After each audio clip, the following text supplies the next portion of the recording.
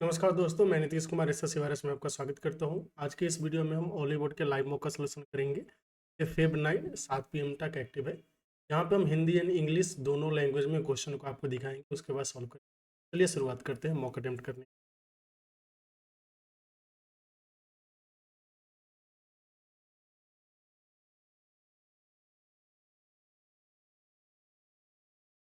यहाँ रहे जो भी लेंदी एंड टफ क्वेश्चन होंगे उसको हमें स्किप करना है। जो डुएबल क्वेश्चन होंगे उसको पहले गो में करना है। जितना हो सके क्वेश्चन ना सॉल्व होने के बाद भी शांत रहने की कोशिश करेंगे, इससे हमारा परफॉर्मेंस काफ़ी बेहतर हो।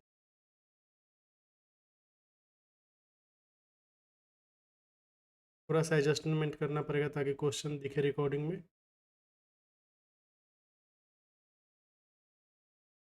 पहला क्वेश्चन ही बहुत बड़ा दिख रहा है तो इसको हम छोड़ देते हैं। दूसरा क्वेश्चन चलिए हिंदी इंग्लिश दोनों में देख लेते हैं। इसमें तो फर्क नहीं पड़ेगा। Cot 27 degree and cot 63 degree दोनों मिलकर 1 हो जाएगा, क्योंकि कॉट 63 हो जाता है आपका tan 27 डिग्री। ऐसे ही कॉस 31 एंड सेक 31 मिलकर 1 हो जाएगा, तो ओवरऑल आंसर कितना है 1। अगला जो क्वेश्चन है, हमें चाहिए 0.14 मीटर त्रिज्या वाले अर्धगोले का वक्र पृष्ठ का क्षेत्रफल। इंग्लिश में देख लीजिए, आपको चाहिए हेमिस्फीयर का एरिया। हेमिस्फीयर का कर्व सरफेस एरिया जो कि होता है 2πr², तो 2 इंटू पाई का मतलब 22/7 r²। तो 14 है ना, तो 14 गुना 14 हो जाएगा। नीचे 10 का स्क्वायर 100 हो जाएगा, तो 7 दूना 14 हो गया। ठीक है, तो ऊपर कितना आ जाएगा, देखिए 2 दूना 4 और 22 चौक 88। 88 को आपको 14 से गुना करना है, तो 14 अट्ठे कितना हो जाएगा आपका, 80। लास्ट में 2 आ रहा है, लास्ट में 2 वाला एक ही ऑप्शन है 1232, यही सही आंसर हो जाएगा। समझ गए ना, क्योंकि लास्ट में आपको 2 ही लाना है। ठीक है ना, तो पूरा देख लीजिए। अशोक का 32 और 3 35। फिर यहाँ पे आ जाएगा 8 और ये 8, 2 8 5 13 8 3 11 के 12। देखिए सही ही आ रहा था। बाकी स्क्वायर सेंटीमीटर है, ये मीटर था, तो 14 अगर देखिए स्क्वायर सेंटीमीटर है तो 14.14 मीटर को हम सेंटीमीटर में बोलेंगे तो कितना आ जाएगा, 14 सेंटीमीटर ही आ जाएगा। तो ऐसा ही हो गया ये क्वेश्चन में। चलिए ठीक है, लास्ट में भी कर सकते हैं, लेकिन एक बार क्वेश्चन पढ़ के देखते हैं कि अपू जो है वो बाट करके एक इंसानों से दोगुना सफिशियंट है, and who is twice as efficient as Carl. And सब मिलके काम करते हैं, काम कंप्लीट हो जाता है 12 दिन में। अपू एंड बाट ठीक लास्ट में ही। यहाँ पे 55 का पावर 0 है, मतलब कि 1 प्लस 5 का स्क्वायर है, तो ये आपका 25 और माइनस ये 2 का पावर 3 कितना हो जाएगा 8, और ये 25 का स्क्वायर हो जाएगा 625। नीचे कितना है आपका, नीचे है 1, क्योंकि पावर आपका 0 आ गया। तो ये कितना आ जाएगा देख लीजिए, 25 एक 26, 26 में से ये हो गया 633 में से 26, 607 माइनस में आ रहा है। अब ये क्वेश्चन में दिया हुआ है आपका कि पी का एक्सपेंडिचर एंड सेविंग का रेशियो 10:7 है। इनकम 10% से इंक्रीज हुआ है, सेविंग 20% से इंक्रीज हुआ। हमें बताना है कि एक्सपेंडिचर कितना परसेंट से इंक्रीज होगा। आइए देख लेते हैं। ये हिंदी में क्वेश्चन हो गया, ये आपका है इनकम, ये है आपका एक्सपेंडिचर, ये हो गया है सेविंग्स। इनकम कितना है 10, पी के व्यय और बचत का अनुपात दिया है, व्यय एंड बचत। तो खर्चा 10 यूनिट है, बचत कितना है आपका 7 यूनिट, तो इनकम कितना हो जाएगा 17। इनकम में 10% की वृद्धि होती है, तो इसका अगर 10% आप निकालेंगे तो कितना आएगा 1.7 इंक्रीमेंट हो गया। और इसमें जो है आपका सेविंग्स में कितना इंक्रीमेंट हुआ 20% का, इसका 20% निकालेंगे तो कितना आ जाएगा 7 दूना 14, 1.4 आ गया ना। ठीक है, अब टोटल 1.7 का वृद्धि है। अगर 1.4 का वृद्धि हो रहा है आपका सेविंग्स में, तो 0.3 का वृद्धि किस में होगा, इनकम में, इनकम नहीं एक्सपेंडिचर में। तो 0.3/10 गुना का 100, तो 30 दहा के तो 30 आ गया, 3% हो गया, मात्र 3% की वृद्धि हुई उधर। और एक क्वेश्चन में इसमें दिया है, चलिए ठीक है पहले क्वेश्चन पढ़ लेते हैं। रजत जो है वो साबी नामक इंसान से कुछ पैसे उधार लेते हैं और उसको 15% सिंपल इंटरेस्ट पे देने का दावा करता है। रजत इसको एक स्कीम में लगाता है जिसमें उसे 12% प्रॉफिट मिलता है आफ्टर रिपेइंग साविस प्रिंसिपल एंड इंटरेस्ट। तो प्रिंसिपल इंटरेस्ट देने के बाद इसे 12% का प्रॉफिट होता है। तो 15% तो ये दे देगा प्लस 12%, तो टोटल मिला के कितना हो जाएगा 27% का प्रॉफिट, मतलब 27% इंटरेस्ट पे दिया है, यही बोल रहे हो ना आप। ये बोल रहा है कि what percentage profit would Savi have made if he had directly invested in the same scheme. मतलब जो स्कीम में 27% इंटरेस्ट पे देना है, तो जो सावी है वो रजत को ना देकर डायरेक्टली उसमें इन्वेस्ट करता है, उसे 27% का इंटरेस्ट मिलता है। ऐसे जो है रजत उसे मात्र 15% का दे रहा है और 12% खुद ले रहा है। ठीक है, ये आप देख लीजिए। ठीक है, अगला देखिए। ये हिंदी का क्वेश्चन है, अभी हम इंग्लिश क्वेश्चन देख लेते हैं। इसमें बोला है कि आपका एक चिड़ियाखाना है, चिड़ियाखाना में head and legs of turtle and ostrich were counted and it was found, क्या पता चला कि 116 हेड है एंड 376 लेग्स है। हमें बताना है कि टर्टल कितने। अब हम ऐसे बोल सकते हैं कि अगर 116 हेड है तो 376 में से अगर आप 116 माइनस करो तो कितना बच गया, 260 बच गया ना। अब देखिए, अगर 116 हेड है तो एक मिनट, आप समझ सकते 116 हेड है मतलब टोटल 116 जानवर तो होगा ही, बोले कि बिल्कुल सही। मान लेते हैं कि सबका सब क्या हो गया, आपका टर्टल हो गया। तो टर्टल का 4 पैर, तो 116 गुना 2 कितना हो जाएगा, 332। अच्छा, कितना, 6 में से 2 गया 4 और 7 में से 3 गया 4, तो 44 बच गया। अब ये 44 पैर क्या हो गया, नहीं सबको हमने ऑस्ट्रिच मान लिया था। ठीक, अगर सबको आपने सही जा रहे हैं ना। अच्छा, 116 हेड है, अगर सबको हमने ऑस्ट्रिच मान लिया तो टोटल कितना हो जाएगा, 376 में से 332 चला जाएगा तो बच जाएगा आप कितना, 44। ये 44 लेग्स क्यों बच गया, इसलिए क्योंकि इसमें कुछ टर्टल भी थे। टर्टल कितने होंगे, टोटल पता चला कि 22 टर्टल होंगे। नंबर ऑफ टर्टल्स गड़बड़ हो गया क्या। अच्छा, 232 होते हैं, माफ कीजिएगा, 332 नहीं, 232 ना। 144 हो गया, 144 का आधा कितना हो गया, 72 टर्टल्स होंगे। ये क्वेश्चन, छोटे से क्वेश्चन में इतना टाइम, एग्जाम में ऐसा हो सकता है, तो ध्यान रखें।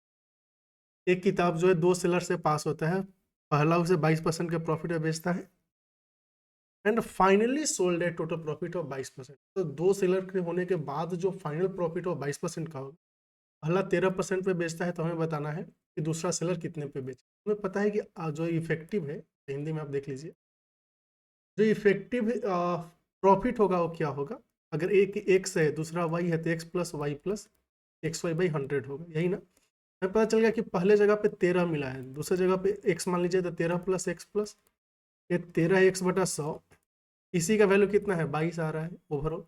इधर जाके कितना हो जाएगा, 9 हो जाएगा। ये हो गया 13x मतलब 0.13x।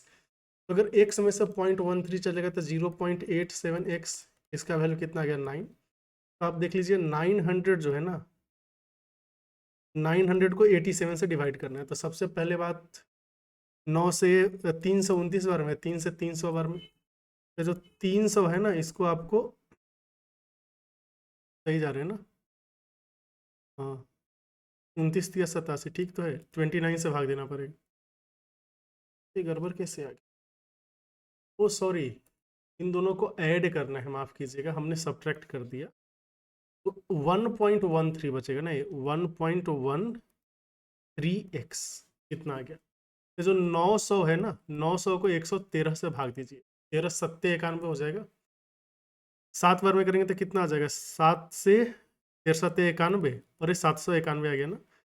8 से करते तो कितना हो जाता, 8 से करते तो ज़्यादा आ जाता, कितना आ जाता, 113 जोड़ेंगे तो 904 आ जाता। तो 904 मतलब एकदम पास में आना चाहिए था, एकदम पास में आपका 7.96 यार है।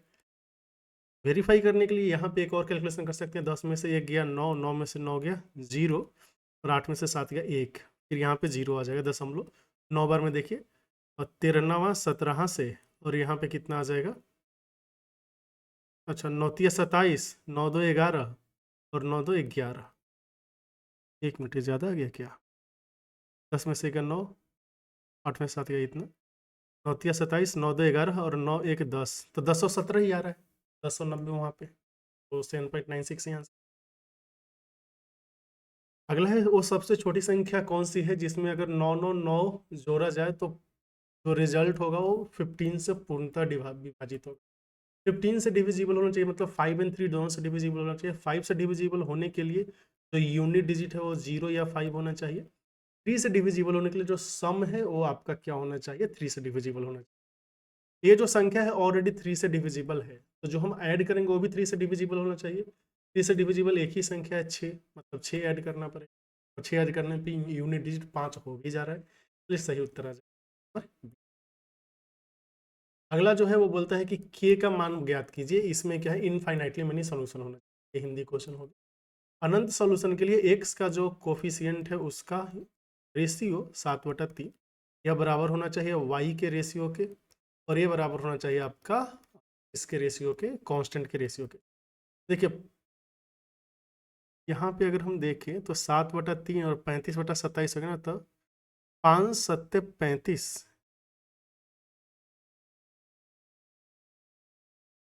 27, 7/, ये तो हो ही नहीं सकता, अनंत सॉल्यूशन पॉसिबल ही नहीं है। ऐसे करने के लिए 3/9 के का वैल्यू यह 21 मान के ये लोग सॉल्व कर देगा, लेकिन ये जो रेशियो है ना, रेशियो सेम होना चाहिए था। तो अगर ये 35 और यहाँ पे 25 नहीं 15 होता ना, तब तो 5 7 35 5 के। देखिए क्वेश्चन गलत है, इसका अनंत सॉल्यूशन पॉसिबल नहीं है। ठीक है, अनंत सॉल्यूशन पॉसिबल होने के लिए दोनों एक ही होना चाहिए, एक ही होने के लिए रेशियो सेम होना चाहिए। तो एक्स के कोफिशिएंट का रेशियो 3/7 है, लेकिन वाई के कोफिशिएंट कांस्टेंट का रेशियो 3/7 नहीं आ रहा है ना, तो इसका कोई सोल्यूशन नहीं होगा, लेकिन इन लोगों ने पक्का 21 माना होगा।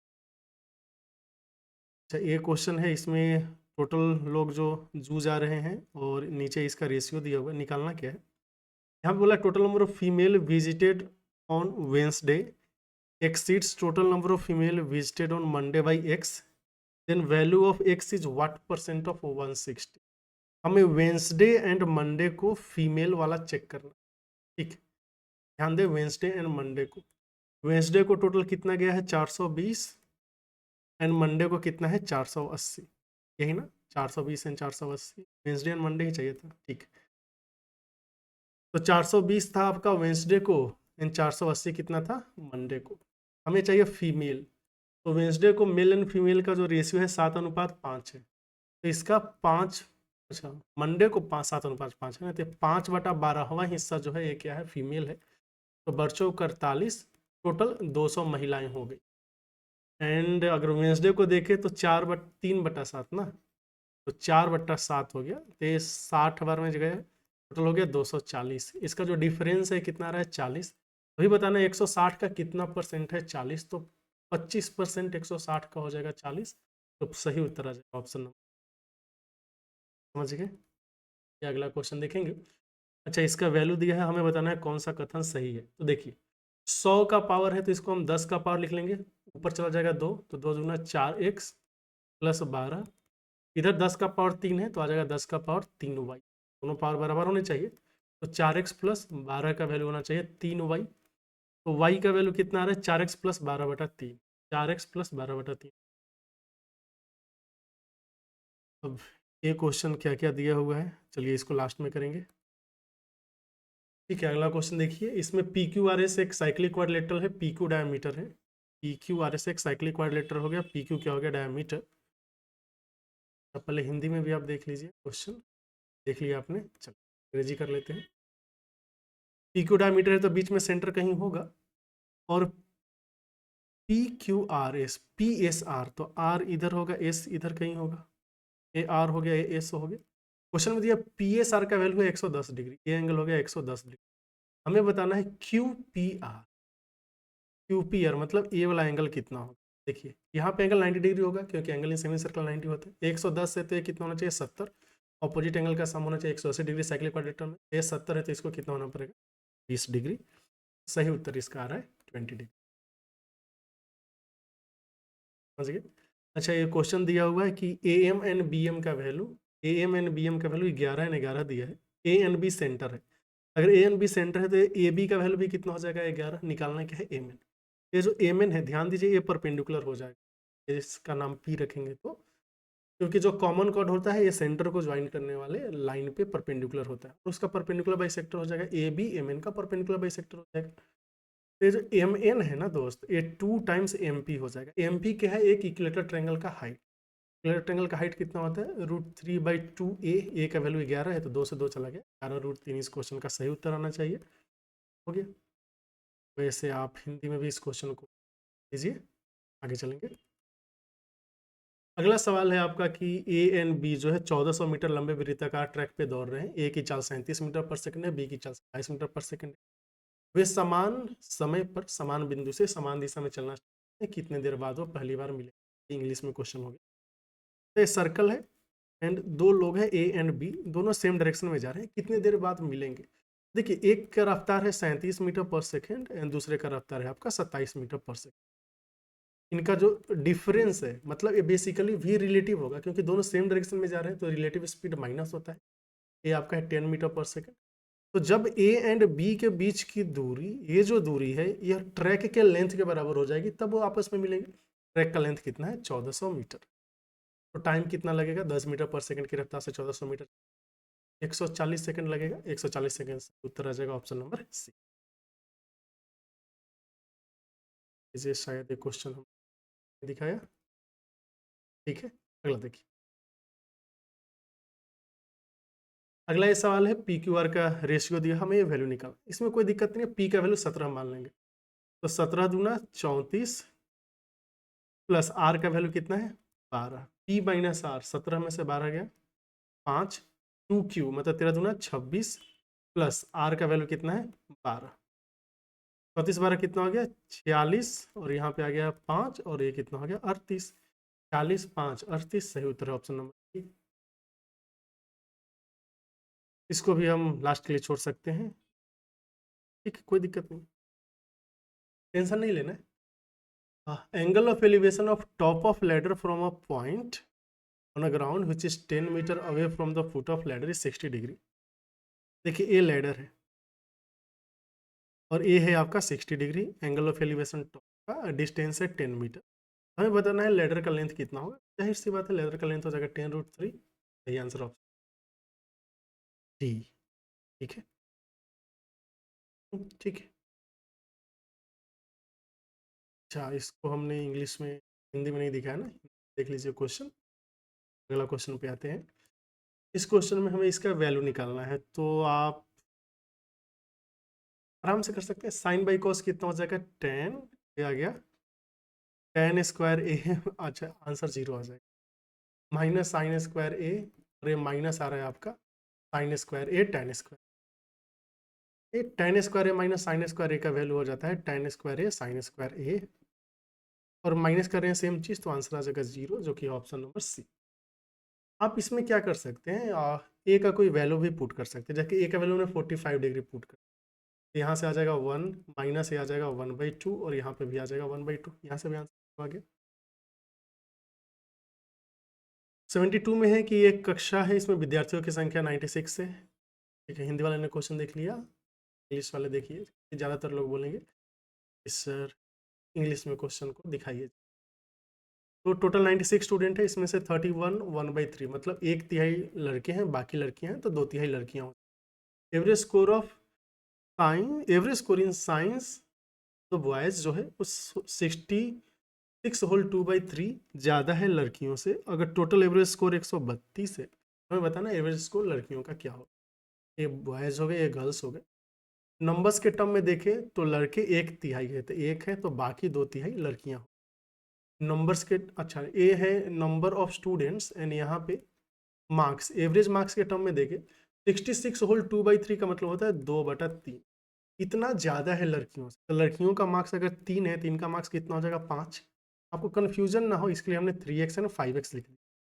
अब ओवरऑल आप एवरेज निकाल सकते हैं, कोई दिक्कत नहीं है। कैसे निकालेंगे, 5x यहाँ पे आ जाएगा और यहाँ पे 6x आ जाएगा एंड टोटल 3 लोगों में बांट देंगे। क्या गया 11x/3। इसी का वैल्यू क्वेश्चन में 132 दिया है, ये 12 बार में चला जाएगा। x का वैल्यू कितना आ गया 36। अगर x का वैल्यू 36 आ गया है, हमें लड़कियों का चाहिए, तो 36 गुना 3 कितना हो गया 108। सही आंसर ऑप्शन नंबर है। और ये आपका ठीक है क्वेश्चन, कोई दिक्कत नहीं। अगले पे चलिए। 73 है, चलिए इसको लास्ट के लिए छोड़ देते हैं। और ये है आपका 74। 74 में क्या दिया है कि m and n जो है आपका P Q and P R पे दो बिंदु है, ए मीन्स ये दोनों पैरेलल हो गए। एम ओ क्यू का एरिया क्षेत्रफल, एम ओ क्यू इसका एरिया दिया है 144, तो हमें बताना एन ओ आर इसका एरिया भी कितना हो जाएगा 144। इस क्वेश्चन का सही आंसर आ जाएगा। अच्छा चलिए हम आपको बता देते हैं दोनों का 144 कैसे होगा। यहाँ पे आपको ये समझना है कि दो पैरेलल अगर साइड से, ये अगर दो पैरेलल लाइन से, तो सेम बेस पे अगर आपने दो ट्रायंगल बनाया है, इन दोनों ट्रायंगल का एरिया सेम, ठीक। मतलब हमें पता चल गया कि यहाँ पे x मान लेते हैं, एम ओ एन का एरिया x मान लेते हैं, तो x प्लस और इसका एरिया देख लीजिए कुछ देर के लिए, ये दोनों पैरेलल था। एम ओ एन का एरिया x मान लेते हैं, एम ओ क्यू का एरिया y मान लेते हैं, एन ओ क्यू का r का मान लेते हैं z। देखिए ये दोनों सेम पैरेलल लाइन के बीच है और एक ही बेस आपका क्या है एम एन इस पे है, तो x प्लस वाई का वैल्यू x प्लस जेड के बराबर होगा, तो x चला जाएगा, y का वैल्यू z हो गया, तो y equal to Z equal to 144, इसलिए हमने 144 लिख दिया था। 144 लिखा ना, हाँ ठीक है, 20 हो गया। एंड ये है आपका क्वेश्चन नंबर 75। चलिए 75 देख लेते हैं। तो बोला है कि ए का बाइसेक्टर है ट्रायंगल ए बी सी में, ये ट्रायंगल ए बी सी हो गया, एंगल ए का बाइसेक्टर बी सी को डी पे मिलता है। ए बी का वैल्यू 12 है, ए सी का वैल्यू 15 है, बी सी का वैल्यू है 18। तो बी हमें निकालना क्या है डी सी। एक बात ध्यान दीजिए, ये जो रेशियो है ना B D is to D C, क्योंकि एंगल बाइसेक्टर ऑपोजिट साइड को एडजेसेंट साइड के रेशियो में डिवाइड करता है, तो यह ए बी एंड ए सी के रेशियो में डिवाइड करता है। बी से स्टार्ट होने वाला बी डी हमने ऊपर लिखा है, तो बी से स्टार्ट होने वाला ए बी भी हम ऊपर लिखा है। ये रेशियो कितना हो गया 12/15, मतलब 3 चौके 12, 3 5 15। ये 4 यूनिट है, ये 5 यूनिट है, टोटल 9 का वैल्यू 18 हो गया। तो एक का वैल्यू कितना है 2, हमें निकालना है डी सी, डी सी है 5 यूनिट, इसका वैल्यू कितना हो जाएगा 10। सही उत्तर है ऑप्शन डी, ठीक है। हमने इतना सारे क्वेश्चंस तो कर लिए, 20 क्वेश्चन ये हैं और बाकी क्वेश्चन हमें करना है, एक एक करके सॉल्व करेंगे। ये जो टेबल दिया है इसमें कॉस्ट ऑफ इलेक्ट्रिक केटल दिया है डिफरेंट शॉप में, ये टेबल को स्टडी करना है। आंसर क्या देना है आपको कि ratio of difference between total cost of electric kettle shop P and Q के बीच का difference and M N N के बीच का डिफरेंस कितना। देखिए पी एंड क्यू के बीच का डिफरेंस यहाँ है, एम एन एन के बीच का डिफरेंस यहाँ पे कितना है 0, 16 में से 8 गया 8, और ये बचेगा 20 में से 18 गया 2, तो 280 का डिफरेंस ऊपर आ रहा है। यहाँ पे डिफरेंस कितने का आ जाएगा 0, 5 में से 8 गया 7, 15 में से तो 11 में से 9 गया 2, तो 270 एंड 280, तो 28/27। 28/27 ऑप्शन दिया है नहीं दिया।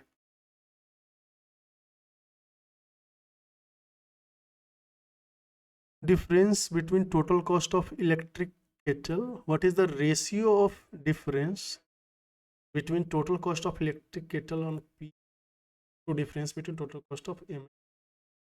P, अच्छा माफ किया मेरे, P एंड Q चाहिए था ना, हमने P एंड O ले लिया, यहाँ पे P एंड Q हो गया, 0 हो गया, 8 में से 2 गया 6, और यहाँ पे कितना आ जाएगा 360, 360 एंड 270 गया, 9 चौका 36, 9 तिया 27, 4:3। सही आंसर ऑप्शन नंबर 1 हो गया आपका हिंदी का क्वेश्चन।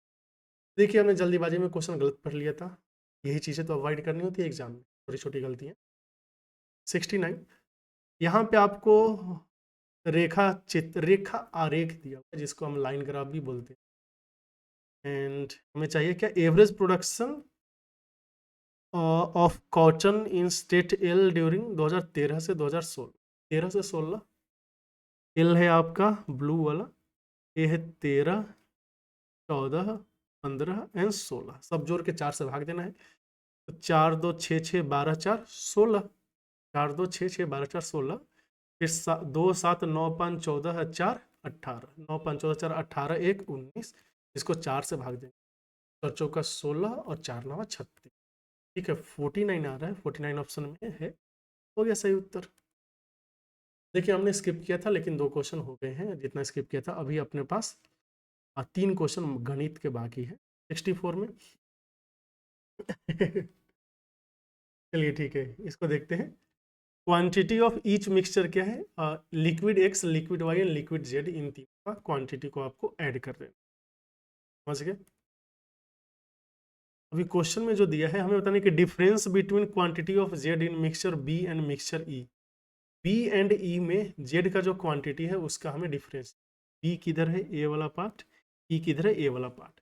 तो जेड कैसे निकालेंगे, देखिए ए टोटल 120 यूनिट है, बोले कि ठीक है 120 में एक्स जो है ये आपका हो गया है 20%, तो बाकी कितना बचा 80%।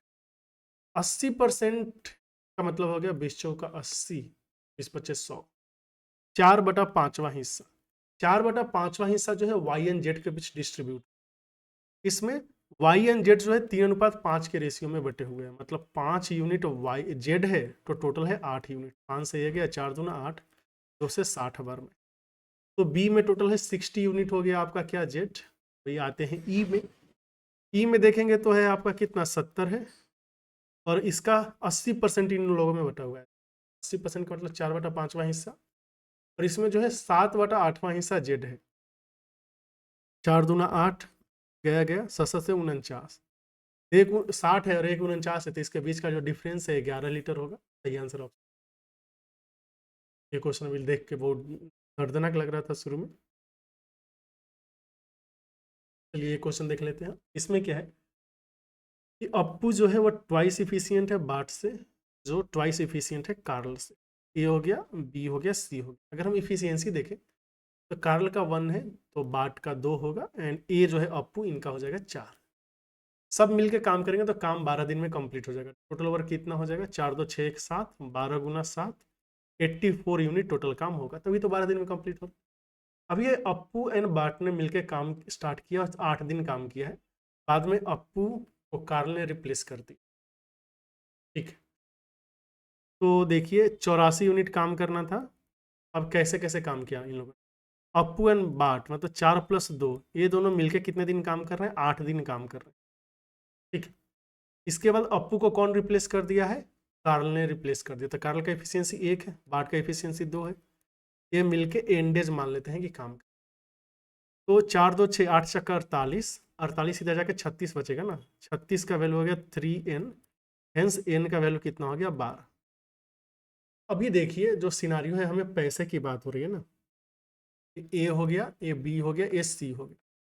पैसे जब भी डिवाइड होते हैं किसने कितना काम किया है उसके रिस्पेक्ट में डिवाइड होते हैं। बी सी सी, कार्ल ने कितना काम किया है, 12 दिन काम किया है एक के एफिशिएंसी से, तो कार्ल का हो गया 12। अब बताइए जो बी है बाट, इसने कितना दिन काम किया, शुरू में 8 दिन काम किया, बाद में 12 दिन, तो 12 8 20 दिन काम किया है। कितने की एफिशिएंसी से, 2 की एफिशिएंसी से।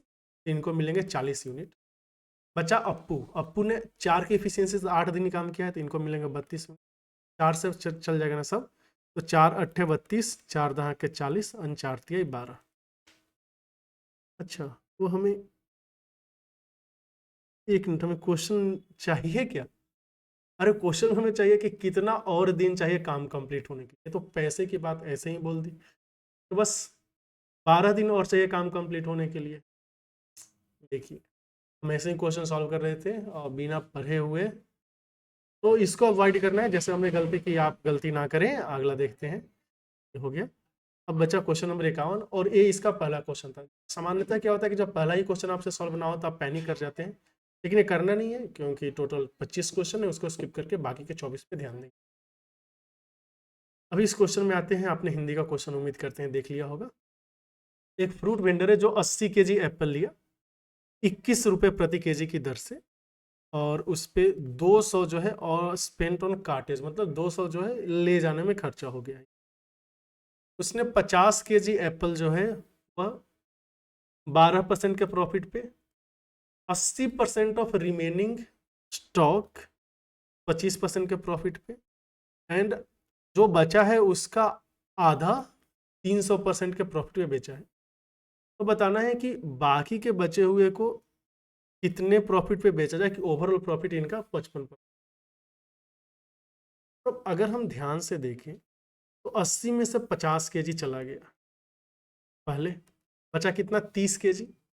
इस 30 केजी का 80%, मतलब 30 केजी का 80% कितना हो जाएगा 24 केजी।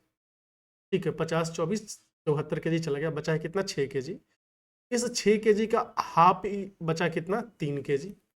3 केजी ही बचा ना, हाँ, फिर बचेगा 3 केजी। ऐसे हमने डिस्ट्रीब्यूट कर दिया। पहला जो 50 केजी है इस पे इनको 12% प्रॉफिट मिला है। बचे हुए का 80% मतलब 24 केजी को इन्होंने 25% के प्रॉफिट पे बेचा है। फिर जो 3 यूनिट बचा ना, सोल्ड हाफ, मतलब 74 चला गया था, 6 का हाफ, मतलब इसको इन्होंने 300% के प्रॉफिट में बेचा है। अब यहाँ पे एक्स प्रॉफिट ले लेते हैं ताकि ओवरऑल जो प्रॉफिट है इनको 55% का हो जाए। हमें एवरेज निकालना है। ये जो 21 रुपये प्रति के जी 200 रुपया काटे, ये ऐसे ही बकवास की बात है। चलिए यहाँ पे देखेंगे तो कितना देगा, 12 ये 600 हो गया है। इस जगह 25 चौका 100, 25 दूना 50 एंड 10 60, ये भी 600 होगा। हाँ, और ये हो गया है 900, और यहाँ पे हो गया 3x। ओवरऑल कितना हो गया, 6 12 9 21, 2100 प्लस 3x। इसको कितने में डिवाइड करना होगा, 3 3 6, 24 6 30 और 50 80, 80 में डिवाइड करना होगा।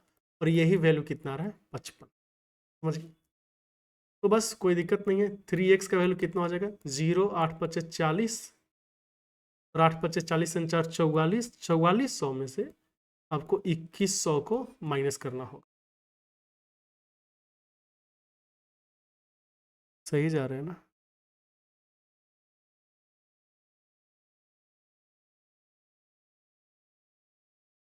ठीक है, ए 0 हो गया, ए भी 0 हो गया, और ये 4 में से एक गया 3, 2,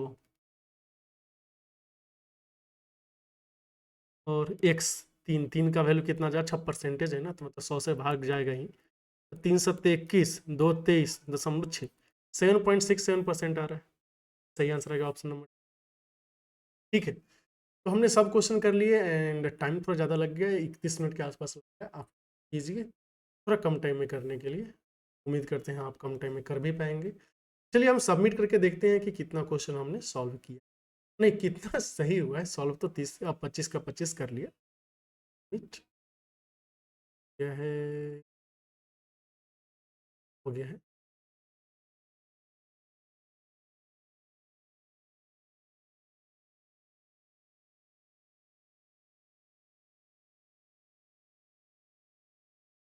और यहाँ दिखेगा। तो सब क्वेश्चन सही हो गया। कुछ क्वेश्चन को शुरू में स्किप करने का डिसीजन बहुत ही अच्छा था। उम्मीद करते हैं आप भी ऐसे स्ट्रेटजी को फॉलो करें। जितना शांत रह के एग्जाम देंगे उतना ही एफिशिएंसी के अकॉर्डिंग आप सॉल्व। फिर मिलते हैं अगले वीडियो में, तब तक के लिए आपका बहुत